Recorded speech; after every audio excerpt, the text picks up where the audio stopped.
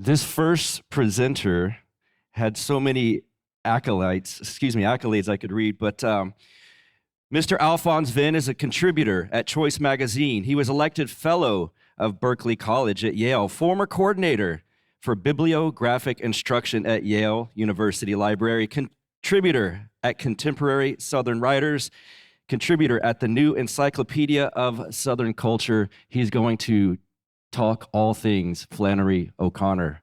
Alphonse Vinh.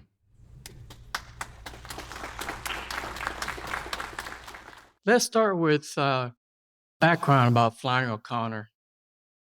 Flannery O'Connor was born March 25th, 1925 in Savannah, Georgia. Her parents were Edward and Regina O'Connor. On her father's side, she came from a middle-class Irish family in Savannah, and her mother's people were the Kleins of Milledgeville, Georgia, and they were a very wealthy family in Milledgeville. And Flannery was born in Sisters of Charity Hospital and went to Mass at the cathedral, which was right across the square from where her family house was located. The house still stands and is now a Flannery O'Connor Museum in Savannah, so come visit it when y'all in Savannah and get a liking to her works. This is a picture of Flannery. She seems like they're sticking her tongue out at us. She was a very precocious young child, and since her earliest years, she was reading and writing and drawing. Her mother wanted to raise her to be a sweet Southern belle. Her daddy just encouraged her to keep on writing and drawing. As she grew older, she was very close to her daddy. Unfortunately, when she was 15 years old, he died from lupus. And at that time, the family moved back to Milledgeville, where Regina had family support. And Regina and Flannery stayed at the family mansion in downtown Milledgeville. This is Regina when she was a young woman with Flannery. She was a very, very pretty woman when she was young. This is the 22-year-old Flannery O'Connor. I call this slide northbound because at the age of 20, she graduated from Georgia College for Women, and then she went up north. She went to the prestigious Iowa Writers Workshop at the University of Iowa. At first, she was admitted on a scholarship to the journalism school, but that's not what she wanted to do. She wanted to be a novelist and a fiction writer. So one day, she knocked on the door of Paul Engel. This is the very large 6'4" director of the Iowa's Writers Workshop. He remembers a soft tapping on his door. It was fall 1945. He said a young woman entered after he said, "Come in." She held, he said, one of the most beat-up handbooks I've ever seen. And when the young woman spoke, she spoke with such a thick Georgia accent, he couldn't understand her. And he repeated his question of, what can I do for you? And yet again, he couldn't understand her thick Georgia accent. And in desperation, he came out with a notepad and write down what you want to ask me. And then she said, "My name is Flannery O'Connor. I am not a journalist. Can I join the Writers' Workshop?" And then he said, "Well, show me some writing examples and I'll think about it." And so Flannery came back later on with a couple examples of her stories, and he said, "Come right on in." Her family didn't really understand her in terms of her artistic gifts. Her father, if he had lived, would have been delighted. But her mother was very practical, kind, and besides the family wealth, they had the mansion in Milledgeville. And for example, every day at lunch, or dinner as they would call it back then, there would be white tablecloth, tables, dining tables, silver, and a small staff of African-American servants to serve the meal. And that was her mother's family's life. And then Flannery was still up north, and when she graduated from the Writers' Workshop, she completed her thesis and her first collection of short stories, which were published posthumously. She got a scholarship to go down to the Yaddo Yaddo's writers colony in Saratoga Springs, where she made a lot of connections with a lot of prominent writers of the time. And then she moved briefly to New York, where she started writing seriously, but she didn't like New York. And she was invited by two friends that she met at Yaddo, Robert and Sally Fitzgerald, who were going to play a very important part of her life. Robert Fitzgerald was a poet and a major translator of classical Greek literature. Later on in his life, he became Boylston Professor of Rhetoric at Harvard. Robert and Sally were lifelong friends of Flannery, and they became editors of some of her posthumous writings. She was invited to stay with the Fitzgerald and be a boarder with them in their rural home in Connecticut, and she was delighted. And so they gave her a room above the garage, and she can just write every day in the morning, go to mass with one of the Fitzgeralds, and then continue her day. And then one day, her arms felt heavy. She couldn't type. She felt weary. And then she was taken to the doctor. And this was in the year 1951. And Flannery was diagnosed with lupus, the same terrible disease that had killed her father at a young age. And at that point, she had to go down south again.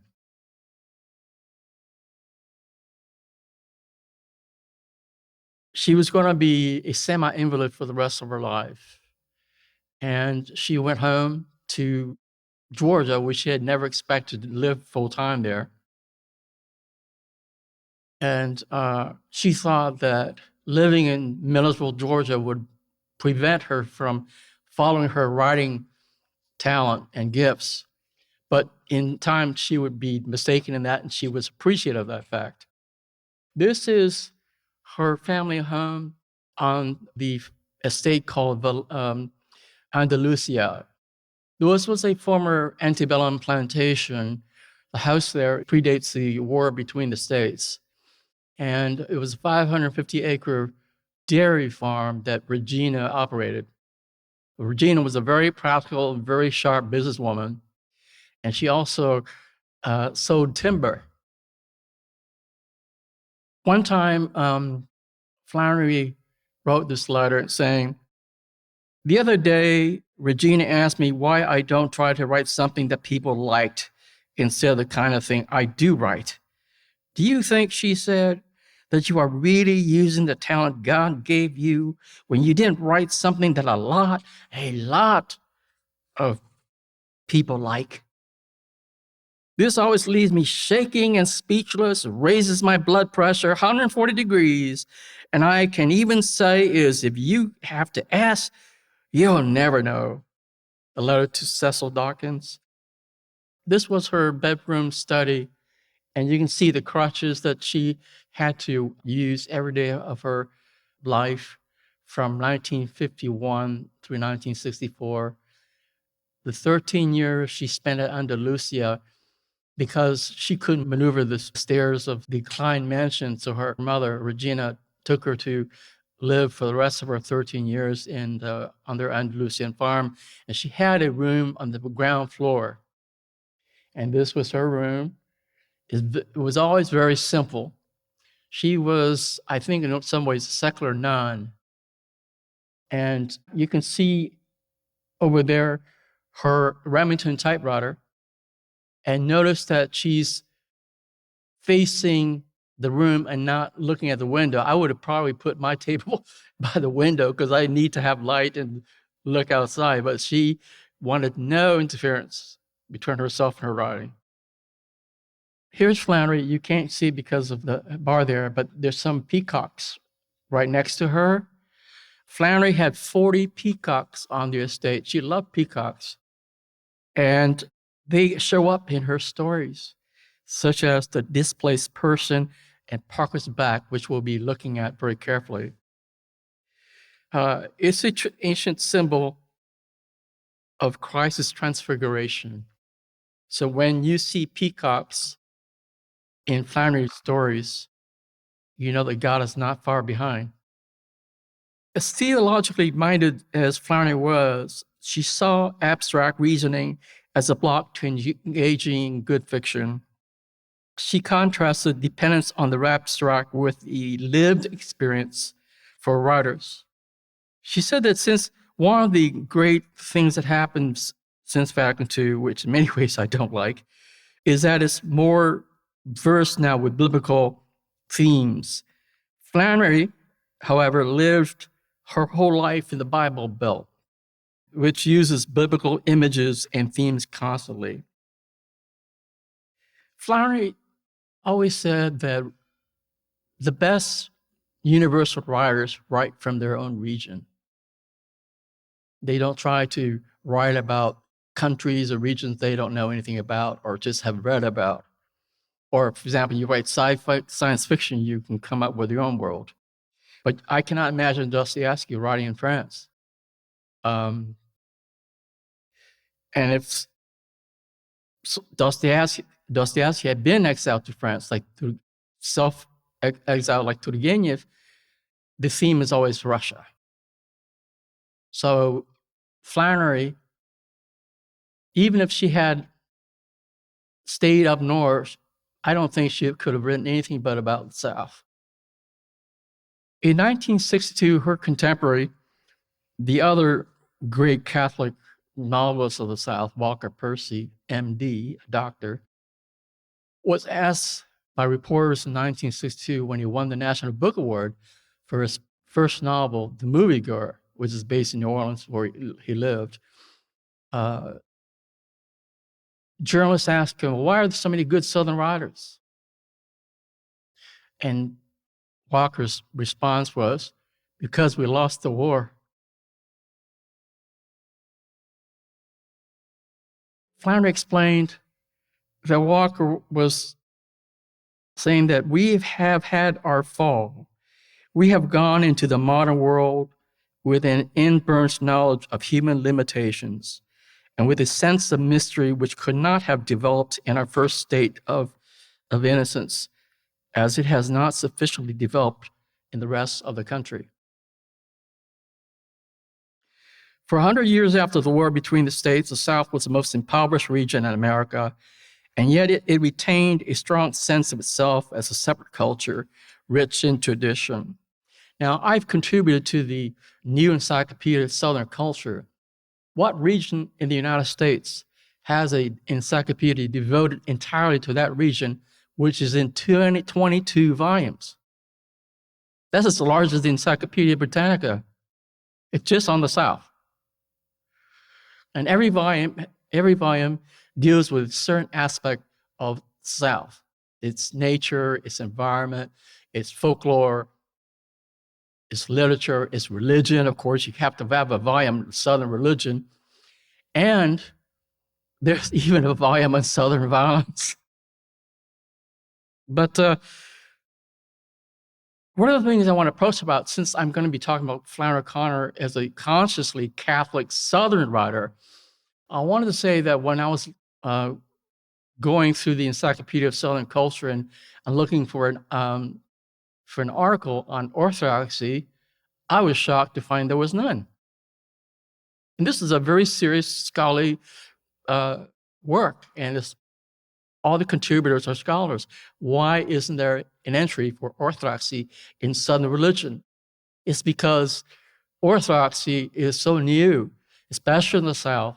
Today, of course, with this mass migration to the South, and in the large cities, of course, you have large Orthodox parishes, but traditionally, there wasn't really no Orthodox presence the way you had in the Northeast. I was shocked. I have only found things about Orthodoxy by going to the volume on ethnicity in the South. When you look up the entries for the Syrians, the Lebanese, and the Greeks, then you found mentions of the Orthodox Church. And in the Greek entry for the Greek Southerners, then you do find some nice detail about the Orthodox Church and its liturgy. Walker Percy said this about himself and Flannery as Catholic Southern writers. Walker Percy said, "I think a lot of novels, so-called Catholic novels, are really Irish Catholic. Some of them are very well done indeed, like Edwin O'Connor of Boston. And then there's Flannery, although she's a Georgia fundamentalist." What Flannery said also was that immigrant churches need time to mature. Outside Louisiana, Southern Louisiana, which had a rich Catholic tradition, thanks to France, going back to the early 18th century, Catholicism really had no strong roots in America due to the large immigration of Catholics from Europe in the late 19th century after the war and early 20th century. Then you start seeing large groups of Catholic communities based on ethnic affiliation in large cities of the Northeast and then also the Midwest. But in the South, not really, unless you were in New Orleans or in the Bayou country of the Cajuns. So Catholics were a definite minority in the South, and there weren't even any Orthodox then outside, let's probably like Atlanta. And Catholics were also discriminated against by Southern Protestants. You're born and raised in the South, your family's been there for 200 years, but you can still be treated like an outsider. And she said that American Catholic circles had been very insulated. The focus, of course, for the first generations of immigrants is to survive, to work, to support your families, and then to build your churches. And the Catholics built their own schools so that their children be educated in their values and their religion. But it takes time. It takes time to build. And these were not rich Catholics like, these wealthy, noble families of Europe, which built these gorgeous cathedrals, the kings and the dukes, who built these wonderful structures. These were just common working class, lower middle class people who just did it. And that's what we see in the Orthodox parishes throughout the Northeast, where these churches were built by the sweat and tears of just ordinary working people. It was not until the late 1940s that you really starting to have a Catholic intellectual renaissance. After 2 centuries of Catholic presence in Anglo-America, that was the beginning of a revival of thought where intellectuals were breaking out of the Catholic ghetto and discuss real theology, reading real literature, moving out of that world and discovering the continental thinkers. And then you started to have this renaissance. And that was when Flannery was starting to write in earnest. And she was also very deeply influenced by this new movement. Although she read, there are many of her favorite writers were people like St. Augustine and St. Thomas Aquinas. So she depended upon the great masters as well. One time she was at a Southern college, and this gentleman stood up when he was listening to her talk. He told her that the Catholic novel was limiting and that the writer, like Whitman, should be alien to nothing. And Flannery responded, "Well, I'm alien to a great deal." She said that for the Southern Catholic writer, he has an incredible advantage over the Northern Catholic writers. She said that, sure, in J.F. Powers, stories about these Catholic Midwestern parishes full of German Catholics. There is a place for that. There is, for example, Edwin O'Connor's stories about the Boston Irish, but it's still rather provincial. It doesn't have a kind of a universal quality to it the way the Walker Percy's and Flannery O'Connor's stories about the South that's rooted in a Catholic Christianity. And she had mentioned before about how the South had lost the war and had understood the fall. Flannery said that growing up in the Bible Belt, she knew the Bible very well. Unlike Catholics who went to Mass through Vatican II, and they would hear scriptures on Sundays, the liturgies, but they were not very well versed in the Bible. But she said that in her day, the Bible was well understood by an educated Catholic minority of intellectuals. But she said in the South, ordinary, unlettered people knew the Bible very well. And Flannery said, the Hebrew genius for making the absolute has conditioned the Southerners' way of looking at things.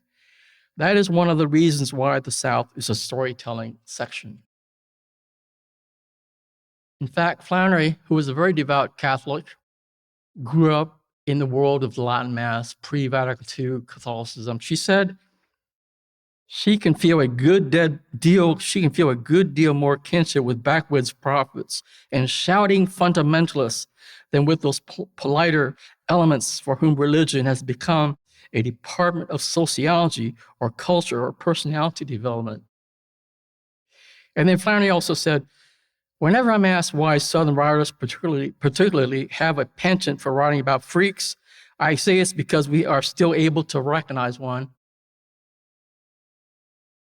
To be able to recognize a freak, she said, you have to have some conception of the whole person,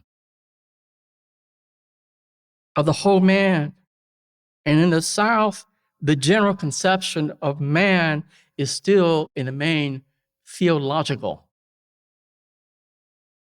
Also, in Flannery's stories, there is the reality of the devil. As a Southerner, she does believe in the devil. It's a real devil. And there are demonic forces in this world.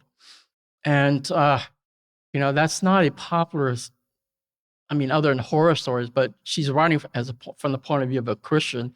And in her Southern world, the devil does walk the earth and seeking to devour souls. And so evil is in her tales, just as, of course, the incarnate Christ is in her tales. And she says that my stories concern specifically the Christ and the incarnation, the fact that there has been a unique intervention in history. It's not a matter in these stories of do unto others that can be found in any ethical culture series. This is an example of that is the misfit, who's a very enigmatic criminal. In one of her most famous stories, a good man is hard to find. He's kind of a psychopath who escapes with two convicts, and they accidentally run into a family of 6 on holiday to Florida from Georgia, and the event ends in total catastrophe for the family. But there's also signs that the misfit is also just not a psychopath, but he's also tortured by Christ. All right. Now let's get into detail of a Flannery story.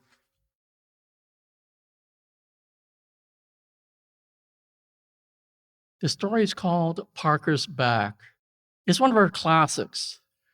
As early as December 1960, in a letter, Flannery mentioned that she had begun working on a long story that became Parker's Back.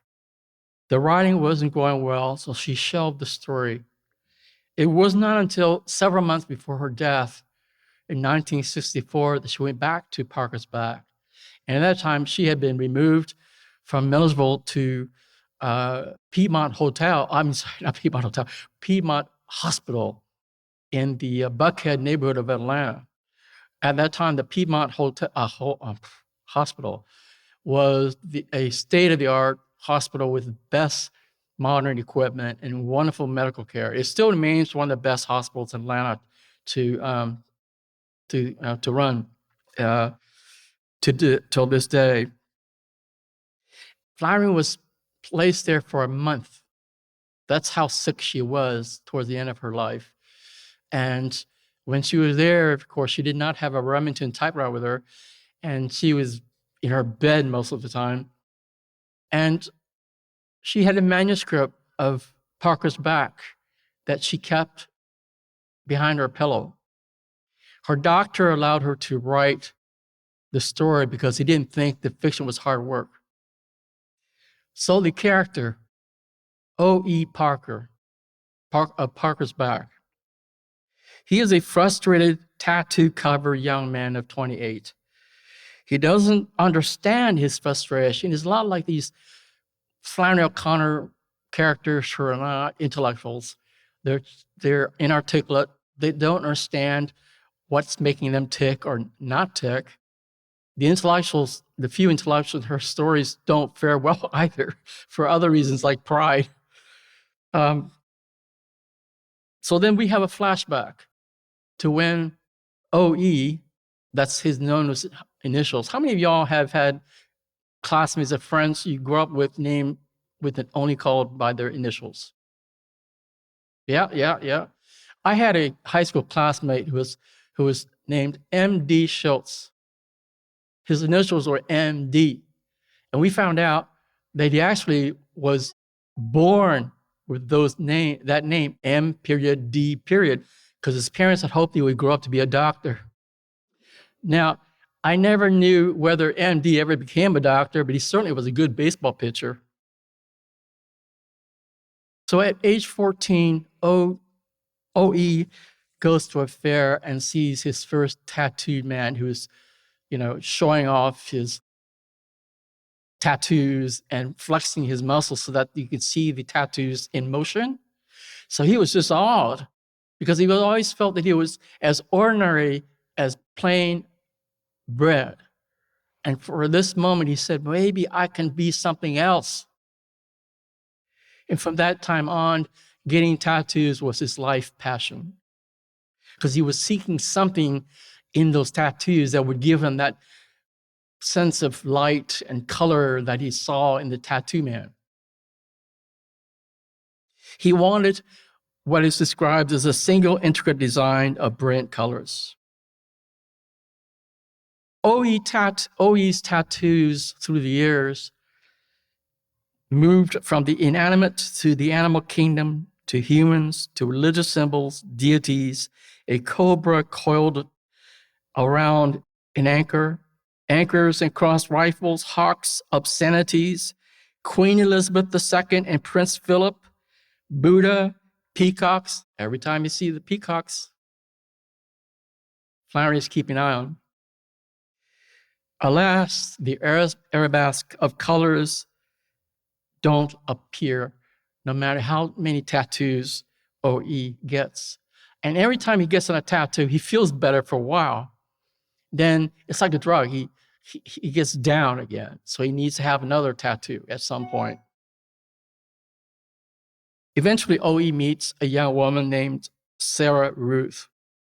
He starts courting her. They eventually marry. Sarah Ruth is described as highly unattractive with ice pick eyes. Imagine sitting at the breakfast table across from your spouse with ice pick eyes. How would you like to have that person stare at you in the morning when you're having your coffee? When they were courting, Sarah Ruth asked O.E. what his initials stood for. Now, at that time, no man, no woman knew what his full name was. Only the government had files on him. And of course, he had been in the Navy and got kicked out. They had his full name. But other than that, nobody knows his full name. And she demanded that. It was a kind of a question about trust. And she promised not to tell anyone. And so he went closer and whispered in her ear his full name. Now, Sarah Ruth is a daughter of a straight gospel preacher. He's now away in Florida spreading the word. His influence remains very strong in Sarah Ruth, and that will play a big part in the marriage that she has with O.E. She preaches Parker's doom at the judgment seat of God. She's a fundamentalist ascetic. Sarah just threw food in the pot and let it boil. She is the antithesis of her namesake, Sarah, the wife of Abraham, and Ruth, the daughter-in-law,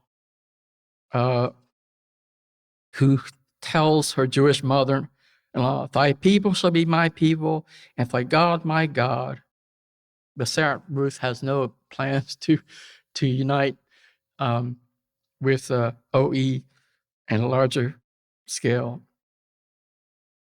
And then one day in his life, his ordinary loaf of bread life, O.E. is in the field baling hay, and something begins to happen. The effect of the sun on his eyes predicts the tattoos that he will seek.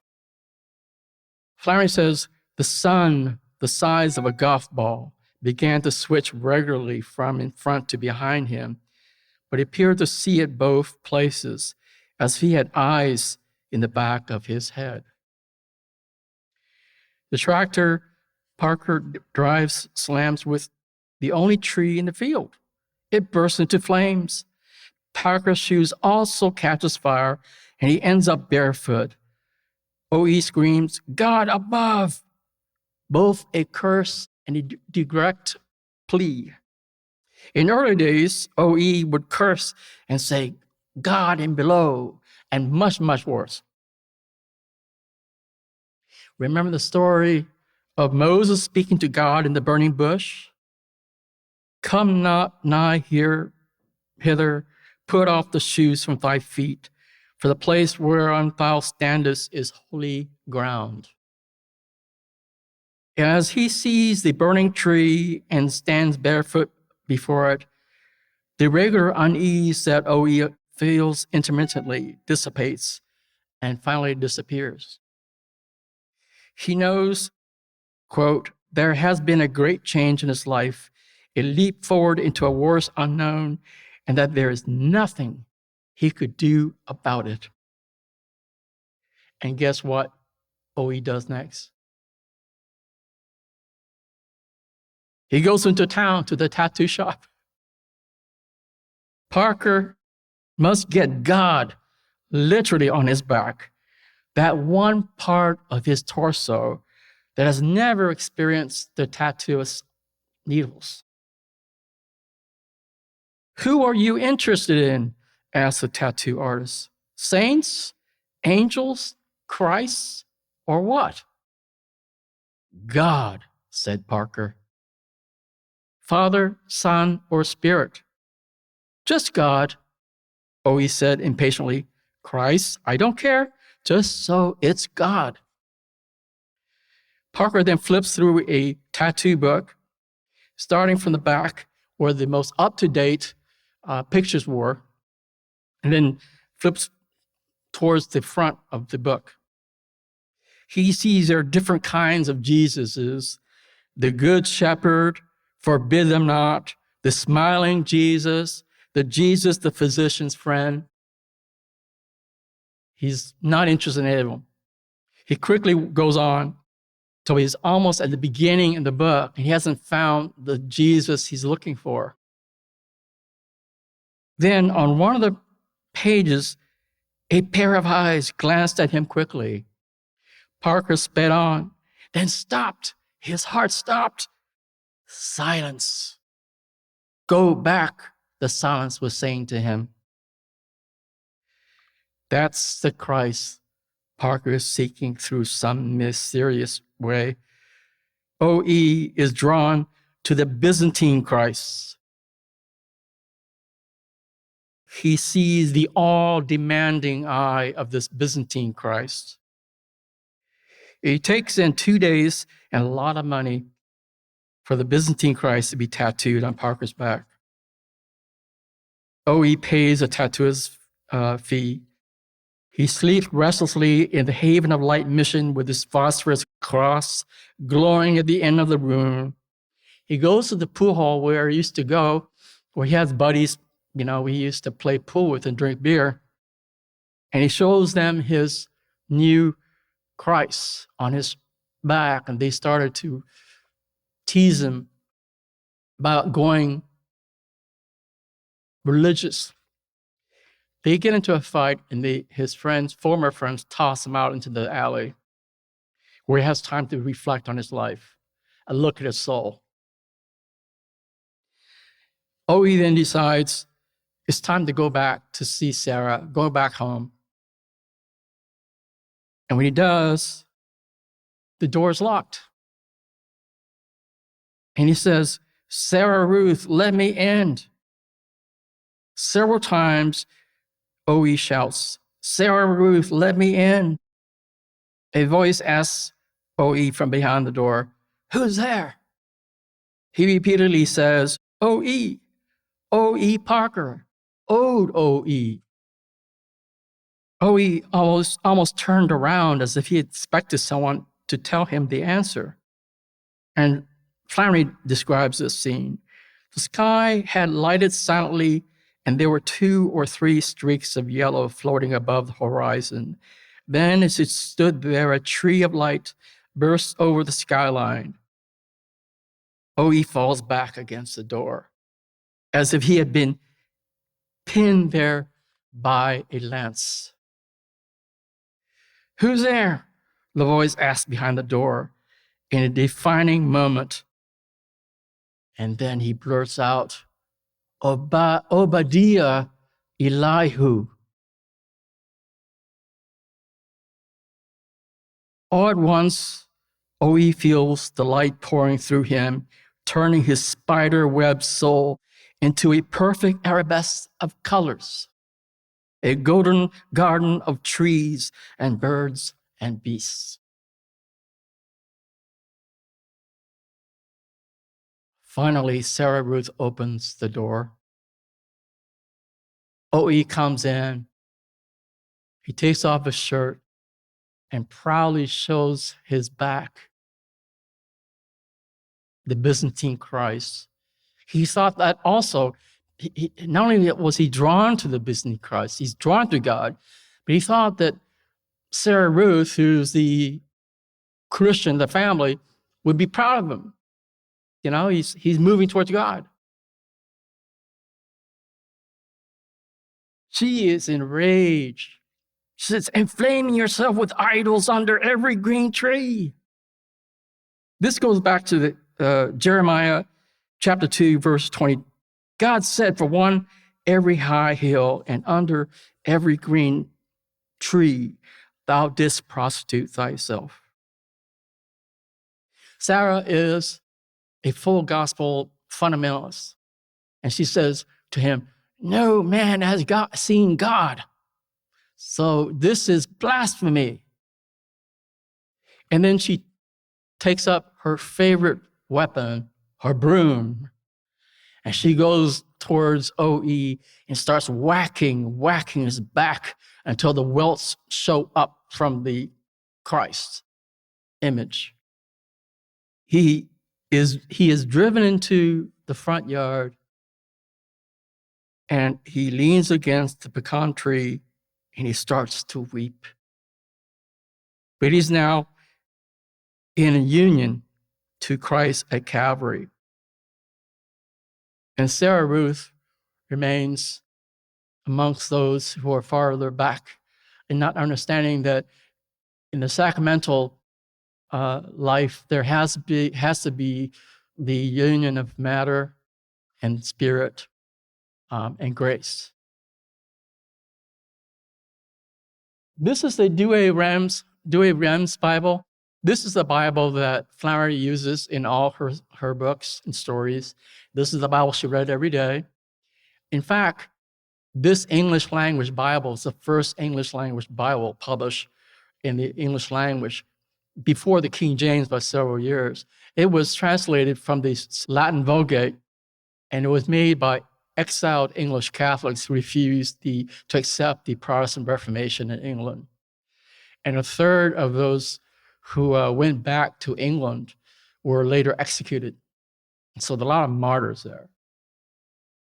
The Douay Bible was the Bible of choice in English language services, and it still remains very popular with traditionalist-minded Catholics.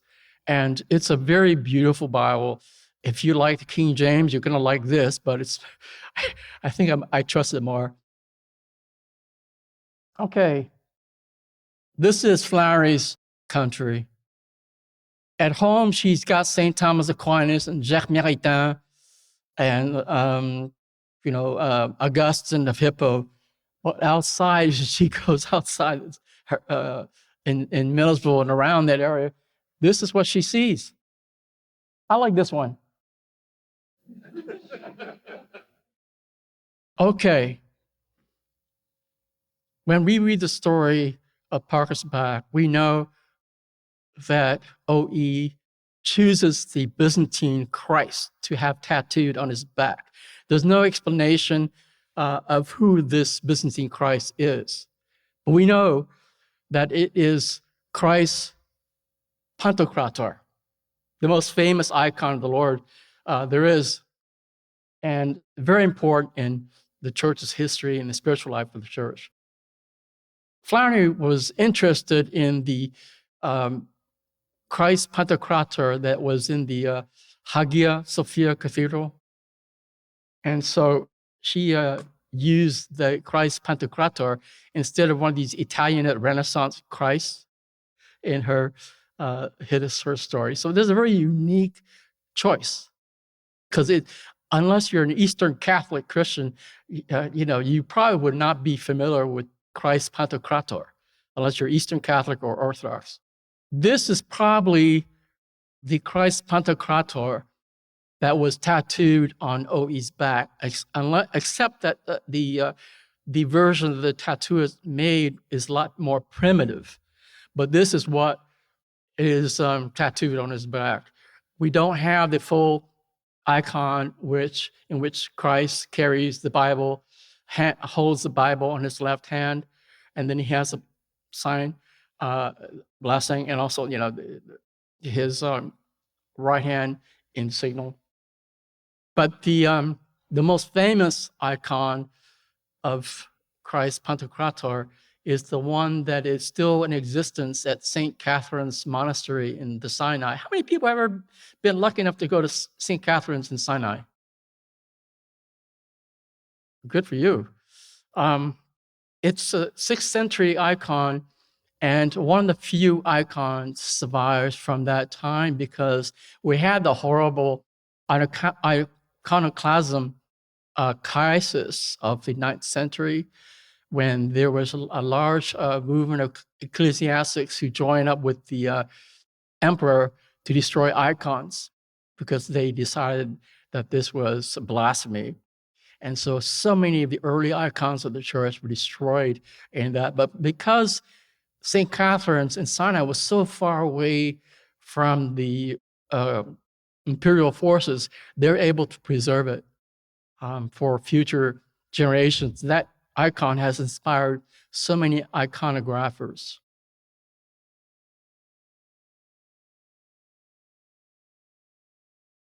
And so in closing, Flannery finished Parker's back, and then later that summer, on August 3rd, 1964, her kidneys failed due to lupus. She died early morning of August 3rd, and